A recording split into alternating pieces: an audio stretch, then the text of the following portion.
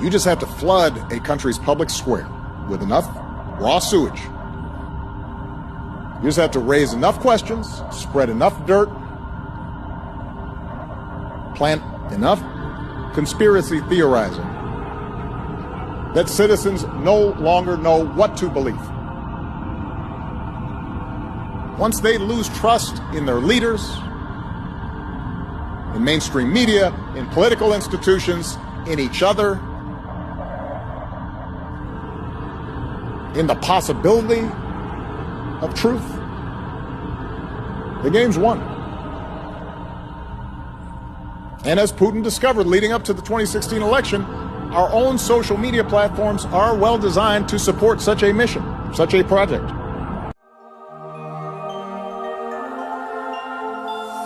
This is your daily dose of all things royal. Welcome back, my gorgeous, good-looking friends. Well, it looks like someone is lying again. So Meghan Markle is gloating all over the internet because Carol Malone of GB News apologized on air after falsely claiming in a recent broadcast that Meghan Markle's mother, Doria Ragland, was once in jail. Okay, in an episode of Witness News on Thursday, December 4th, 2025, I stated that Thomas Markle, the Duchess of Sussex's father, told Meghan off while her mother, Doria Ragland, was in prison. I believe this to be the case based on what I now understand to be misinformation. I assume online. I was questioned about the validity of this claim during the broadcast, and I repeated this belief, which I now understand to be false. This was a genuine error. I accept what I have now been told on behalf of Miss Ragland, that she raised her daughter and that she has never been in prison or jail. I apologize sincerely to Miss Ragland and her family for any pain my comments may have caused, and I'm happy to set the record straight. I can't just say for GB News because I was on the programme that too. We all wish to apologise to Miss Ragland for the error, and we are happy to correct the record. Of all the times that Thomas Markle gives interviews to Caroline Graham, now would be the time to do an interview, especially with the commenter stating that Doria was the one that raised Meghan. At this point, this is embarrassing to all the journalists that have been pushing that Meghan Markle's mom had not been in her life and she didn't raise her, but it was indeed Thomas Markle Sr. who raised her. Thomas Markle didn't raise Meghan, and quite frankly, I don't believe that Doria raised Meghan. We have been fed so many lies by all parties, so why should we believe now this story that Doria raised Meghan? Because there's so many inconsistencies and contradictions and lies being told, who's to say that Meghan even is part of this family? It's been 7 years and we're still having this debate on who raised Meghan.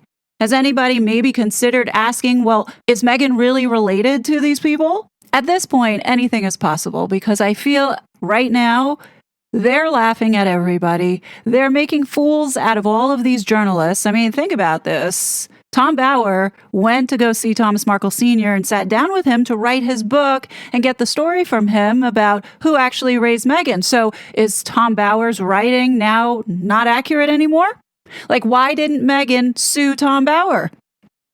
And then you have Samantha Markle, who has been doing interview upon interview these past 7 years, saying that Doria wasn't around very much. Never actually heard Thomas Markle Sr.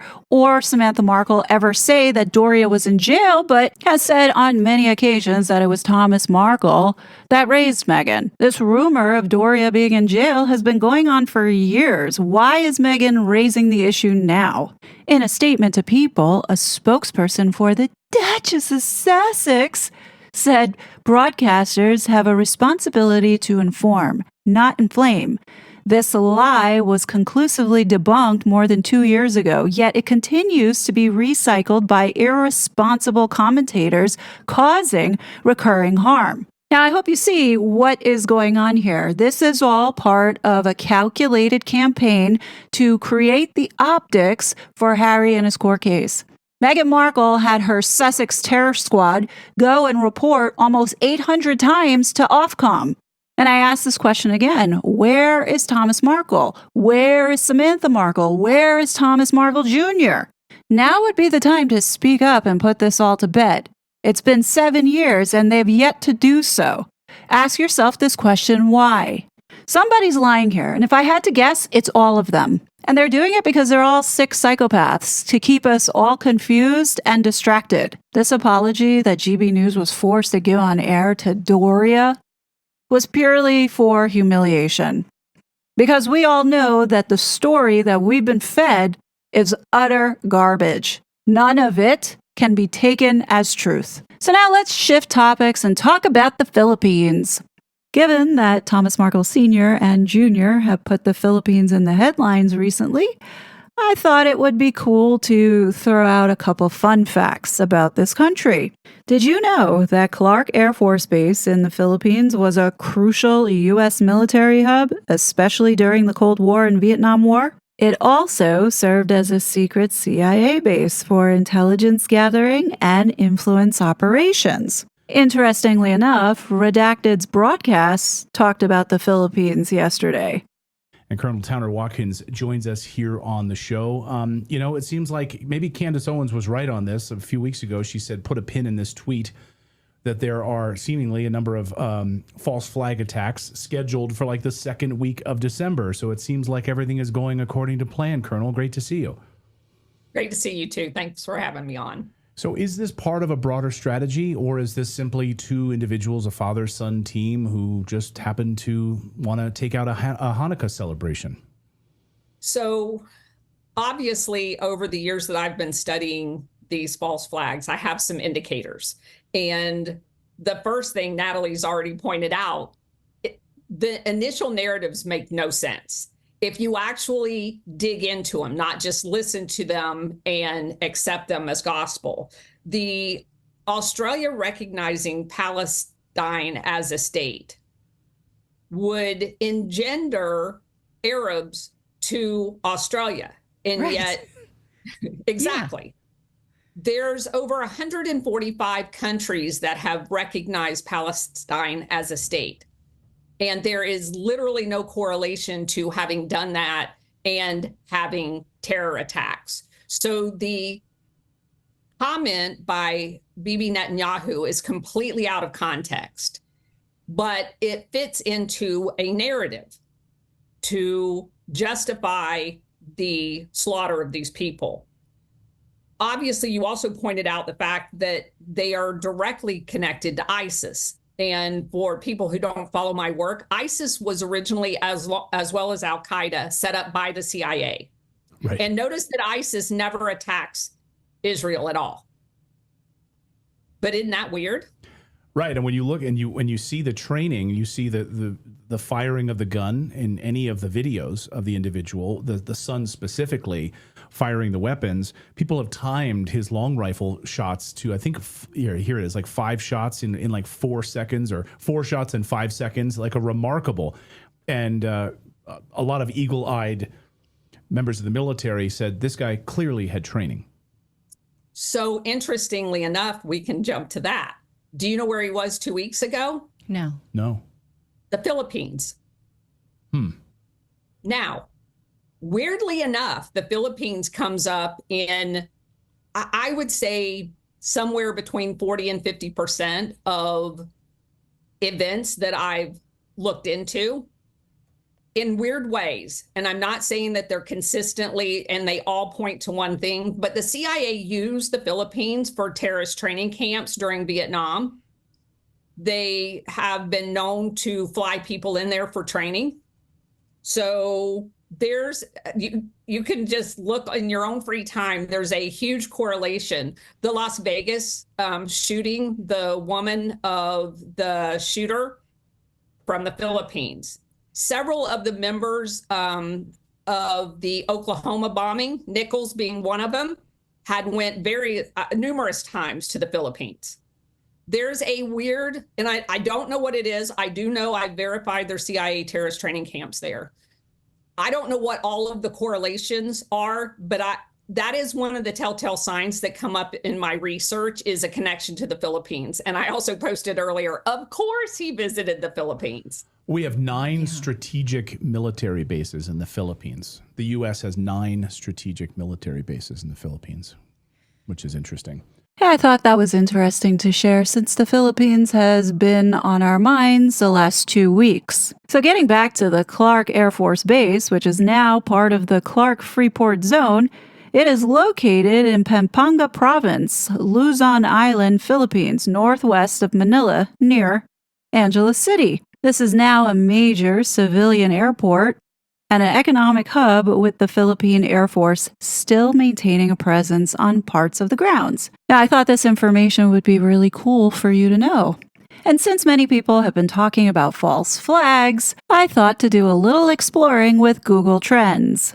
I wanted to take a look at how famous Rachel Meghan Markle was before she met Prince Harry. And as you can see, from 2004 to 2009, nobody knew who Rachel Meghan Markle was, or Meghan Markle. That little blip that we're seeing in the United States is probably from her little stint on Deal or No Deal. What's really peculiar is that in January of 2007, Rachel Markle was searched in the Philippines. Not necessarily sure if that's tied to Rachel Meghan Markle, but I thought that was interesting. Then I see someone was searching for Rachel Meghan Markle in 2009 in the Philippines, near Metro Manila. Now, at this point, we all know that this vulture was going as Meghan Markle, not Rachel Meghan Markle. Now, for fun, I typed in Meghan Markle and Prince Harry dating and put a date range of from 2004 to 2015. This is before anybody knew who this woman was. And sure enough, in the UK, nothing has come up, which is expected, right? For shits and giggles, I typed in Philippines. And boom! Someone was actually searching that. You know what else they were searching in 2011? Thomas Wayne Markle, coming up in Central Luzon. You know, the same Central Luzon where the Clark Air Force Base, the secret CIA base that I mentioned earlier. I wonder why people in the Philippines near the Clark Air Force Base was Googling Thomas Wayne Markle.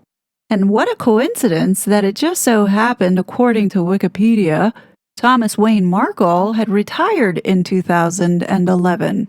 I have to mention that other people in the Philippines in 2011 was searching for Thomas Wayne Markle, this time in Bicol, in the Philippines. According to the Google machine, the CIA has a history of operations in the Philippines, including using psychological warfare in the 1950s, famously using the Aswang folklore in Bicol and other regions to scare Huk rebels. This isn't about the current Bicol CIA, but about past U.S. intelligence influence, a common tactic in counterinsurgency, as noted by the CIA's World Factbook. Isn't that so interesting? It's probably just all a coincidence. Two unknown Americans, for the most part, being Googled in the Philippines near our military bases. Nothing to see here, folks. Nothing to see. Just keep on believing the slop that you're being fed. Don't question it. Oh, and one more coincidence. In 2019, Samantha Markle had moved to Virginia. I'm not going to put up her address, but it just so happened to be literally in the same district as the headquarters for the CIA at Langley. Samantha's address was 11 miles away, and a lucky coincidence that it was inside the Northern Virginia Federal Defense Corridor. What are the odds? Just keep on numbing yourself with the slop that you're being fed. Other interesting things coming out of the Philippines again in January 2015, Meghan Markle dating Prince Harry. We didn't find out that she was dating this dude until 2016. How is it the Philippines are Googling this? With the next couple ones, it's probably nothing as well. Before it was officially announced and Meghan was launched onto the global stage in 2015, someone was Googling Meghan Markle CIA in the United States. Then a few months later in Israel, people were Googling Meghan Markle Mossad. Then in July of 2016, again coming from Israel, Meghan Markle honeypot. That same week and month, the United Kingdom was Googling if Meghan Markle was an intelligence asset. So what this tells me is that all the various intelligence agencies from the Five Eyes were doing background checks on this woman. Later that month, New Zealand was pulling the same type of search. So what this tells me is that the royal family did do their due diligence and is why they don't engage at all with the so-called Markle family. Now, at this time, in 2016, Harry was done for, already suckered in by the Venus flytrap, and pretty much the royal family couldn't do anything about it. Now, of course, I just want to re-emphasize that everything that I have talked about in this video is just showing you what I have found on the internet. Since we've been so saturated with articles by Caroline Graham reporting from the Philippines, I thought it would be fun to include additional things about this beautiful country.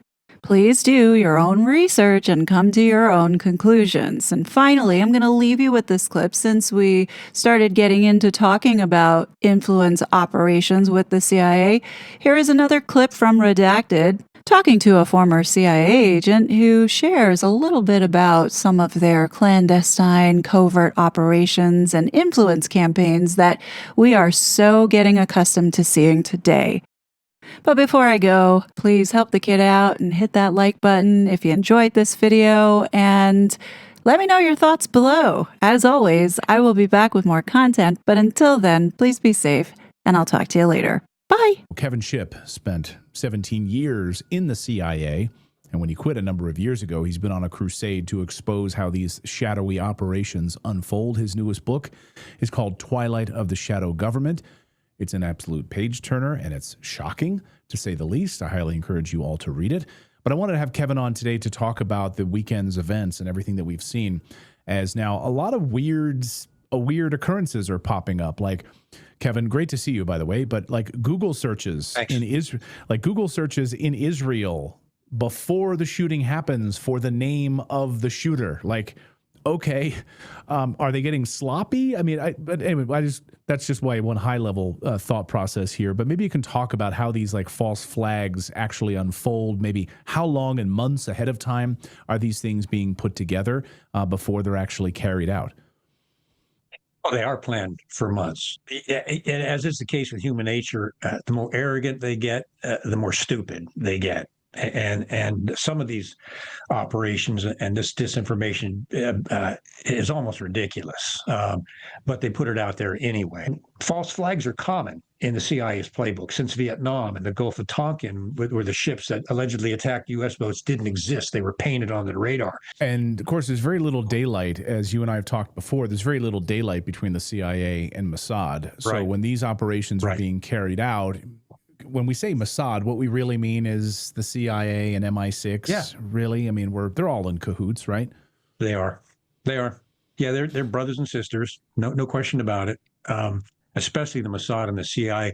The CIA considers Mossad its chief intelligence asset in the Middle East, and they're woven in with Mossad, like I said, like sister organizations. Well, they are sister organizations, and so when the Mossad does something, many times the CIA is involved, except for when Mossad actually targets the CIA itself to try to steal information from the agency. So it's a frenemies kind of relationship where they both connect with they share intelligence on a massive high-level scale with high-level clearances that the U.S. doesn't do with any other country.